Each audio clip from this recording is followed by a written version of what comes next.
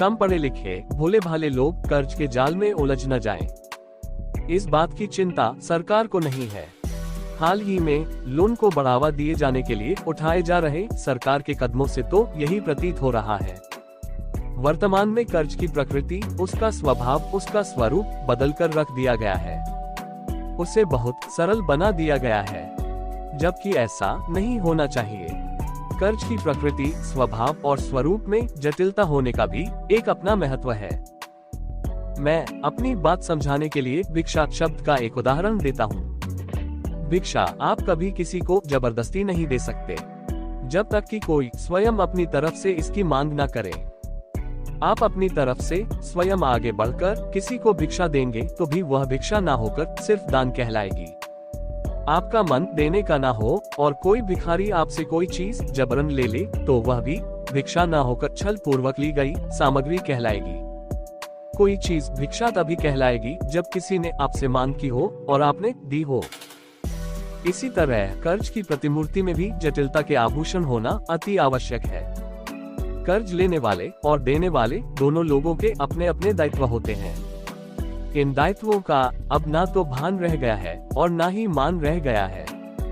कोई आपसे कर्ज की परिभाषा लिखने को कहे तो आप ये कतई नहीं लिखेंगे कि कर्ज शौक के लिए ली जाने वाली विषय वस्तु है। ना ही आप ये लिखेंगे कि कर्ज किसी को प्रेरित करके देने वाली विषय वस्तु है। अफसोस की बात है कि ऐसा हो रहा है। कुछ लोग शौक के लिए कर्ज ले रहे हैं, कंपनियां प्रेरित करके शौक में कर्ज दिलवा रही हैं और सरकार मौन है। आज लोन बांटने की होड़ सी मची हुई है। सरकारी गैर सरकारी बैंक कंपनियां लगातार इसके लिए लोगों को प्रेरित कर रही हैं। कुछ कंपनियां तो इसके लिए लोगों के एक तरह से पीछे पड़ जाती हैं। बैंक से जुड़ा कोई ऐप हो, इंटरनेट बैंकिंग हो, यूपीआई ऐप हो, यहाँ तक कि डीमैट अकाउंट में भी लोन के लिए ऑफर देखे जा रहे हैं। वहीं अब सरकार भी यूपीआई की तर्ज पर यूएलआई लाने की तैयारी में है। इसके बाद तो ऋण इतना सुलभ हो जाएगा कि इसे शौक से लेने की गलतियां भी बड़े पैमाने पर होने लगेंगी। इस सब के बीच भोले भाले लोगों के कर्ज की चपेट में आने की आशंका बढ़ रही है। जानकारों का कहना है कि ज्यादातर लोग दूरदर्शिता के अभाव में साधारण आवश्यकताओं के लिए भी बड़े ऋण ले लेते हैं। बाद में भुगतान नहीं कर पाने के चलते अत्यधिक परेशान होते हैं। मालूम हो कि पूर्व में ऐसे ही ऋणों के चलते आत्महत्याओं तक के भी कई मामले सामने आ चुके हैं। सरकार इन्हें नजरअंदाज न करे।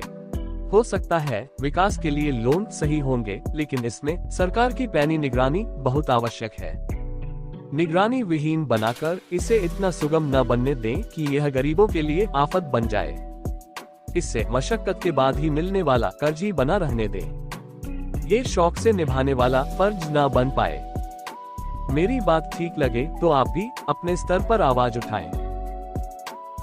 जय हिंद।